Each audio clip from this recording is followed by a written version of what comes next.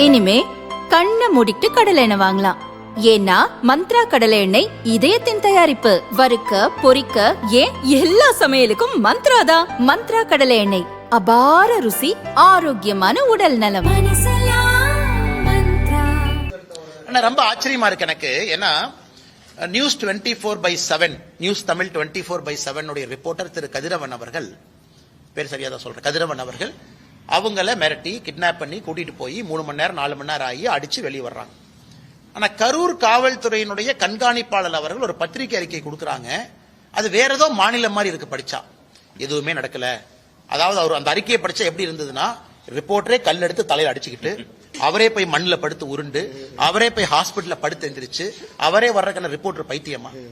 அதனால இந்த காவல்துறையினுடைய அறிக்கையை பார்க்கும் பொழுது எப்படி ஒரு காவல்துறை கண்காணிப்பாளர் இப்படிப்பட்ட அறிக்கையை கொடுக்க முடியும்? அன்னைக்கு சம்பவம் நடந்ததிலிருந்து தமிழ்நாட்டினுடைய எல்லா மீடியாவும் கண்கொத்தி பாம்பா அந்த ஏரியாவில் இருக்கிறீங்க. ரியல் டைம் கவர் பண்றீங்க, ஆடியோ பல ஆடியோவை ரிலீஸ் பண்றீங்க, குவாரிக்கு போறீங்க, ஹாஸ்பிட்டல்ல இருக்கீங்க.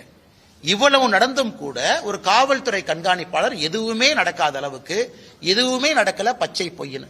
பச்சை பொய்யா இருந்தா எங்க மேல கேஸ் போடுங்க ஐயா. நாங்களாம் பேசணும்ல, ஆதரவா பேசணும்ல, எங்க மேல கேஸ் போடுங்க, கோர்ட்டுக்கு எல்லாம் டாக்குமெண்ட் கொண்டு வாங்க பார்க்கலாம். அதனால இன்னைக்கும் திராவிட முன்னேற்ற கழகத்தை பொறுத்தவரை ஒரு எம்எல்ஏவை காப்பாற்றணும். அந்த எம்எல்ஏ தொடர்ந்து சர்ச்சையில, ஒரு சர்ச்சையிலிருந்து ஒரு சர்ச்சை, அதுல இருந்து அடுத்தது. கல்குவாரி யாரு பேர்ல இருக்கு, அதை யாரு டாமினேட் பண்றாங்க எல்லாத்துக்குமே தெரியும். தமிழ்நாடு முழுவதும் இல்லீகல் மைனிங்க பத்தி தெரியும். அதனால எல்லாத்தையுமே இன்னைக்கு ஒரு முழு பூசணிக்காயை மறைச்சு வச்சுக்கிட்டு காவல்துறை அறிக்கையின் மீது அறிக்கை கொடுப்பது வேடிக்கையா இருக்கு. ஆனா எல்லா நண்பர்களுக்கு நன்றிங்கண்ணா. அப்படின்னா செய்தித்துறை அமைச்சர் அந்த துறையில் இருப்பதற்கே லாயக்கில்லை நாம சொல்லணும். ஆனா நீங்க அமைச்சரா இருக்கிறதே தெரியலன்னா கிளம்புங்கன்னு சொல்லணும். ஒரு செய்தித்துறை அமைச்சர் இவ்வளவு மீடியால வருது, அவங்ககிட்ட ஒரு மானிட்டரிங் கமிட்டி இருக்கும். எல்லா செய்தித்துறை அமைச்சர் ஆபீஸ்ல உங்க டிவி எல்லாம் பாக்குறக்கு ஒரு ஆள் இருப்பாங்க. அண்ணா பிளாஷ் நியூஸ் போடுறாங்கன்னு அமைச்சர்கிட்ட சொல்லுவாங்க. அவர் சம்பந்தப்பட்ட இலாக்காக்கு போன் பண்ணி அண்ணா என்ன உண்மைன்னு கேட்டுக்க வேண்டிய பொறுப்பு இருக்கு. இவ்வளவு நடந்தும் கூட ஒரு செய்தித்துறை அமைச்சர் என்ன நடக்குதுன்னே தெரியலனா அந்த செய்தித்துறை அமைச்சர் அந்த பொறுப்புக்கு இருக்கக்கூடிய தகுதியான நபரான்னு நான் கேட்கிறேன். அது உங்க கடமை. ஊடகத்துறையை மானிட்டர் பண்றது உங்க கடமை, ஊடகத்துறைக்கு ஹெல்ப் பண்றது உங்க கடமை. ஒரு பிளாஷ் நியூஸ் வந்தா ரியாக்ட் பண்ண வேண்டியது உங்க கடமை, மாநில அரசுக்கு பேசி அறிக்கை கொடுக்க வேண்டியது உங்க கடமை.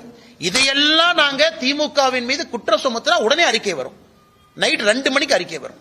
ஆனா ஒரு நியூஸ் ரிப்போர்ட்டர் தூக்கிட்டு போய் அடிச்சிருக்காங்கன்னு இவ்வளவு தூரம் பேசினதுக்கு அப்புறம் கூட எனக்கு தேயிலைன்னு சொன்னாங்கன்னா எப்படி ஏத்துக்க முடியும்?